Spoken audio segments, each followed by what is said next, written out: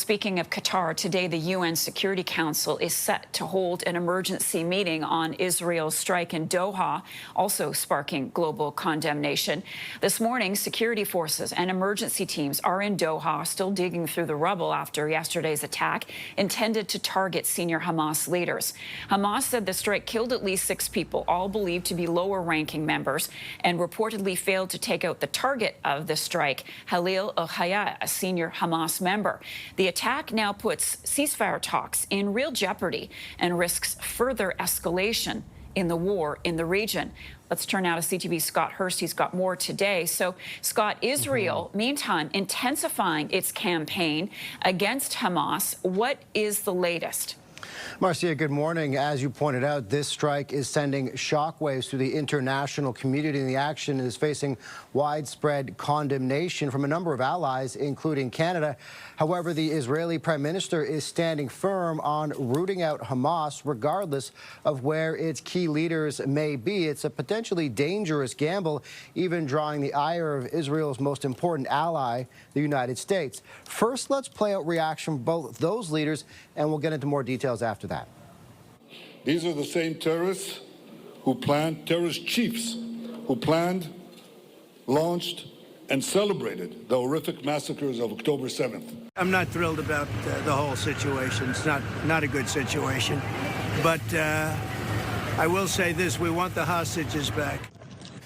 All right, so that's the reaction from Netanyahu and Donald Trump. Hamas says the strike on its compound in Doha, Qatar, killed several members, but failed to kill the targeted negotiating team. The deadly daylight air assault targeting the compound in Qatar's capital city, where ceasefire negotiations had been taking place.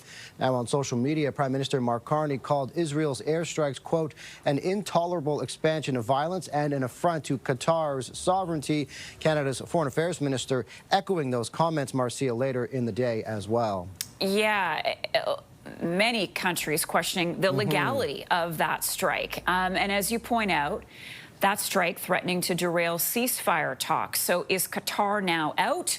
How does this complicate chances for a peace deal and the release of the hostages? It's out right now, and so here is where it puts those ceasefire talks. Qatari mediators had been holding talks on a U.S. proposal about a truce in Gaza. The country had hosted dozens of rounds of talks between Hamas and Israel, billing itself as a diplomatic player in the region. But in the wake of yesterday's strike, Marcia, there are no current talks taking place, saying there's nothing valid right now after seeing such an attack. The attack leaves the U.S. ceasefire plan, no doubt, in limbo, but also complicating relations between Washington and Doha, as those two players are key allies. Doha, Qatar being a key ally in the region, Marcia, also hosting a large U.S. military outpost. So lots of questions right now about the current negotiation process and about the future of a potential ceasefire in Gaza. All right, Scott Hurst for us. Scott, thank you for that.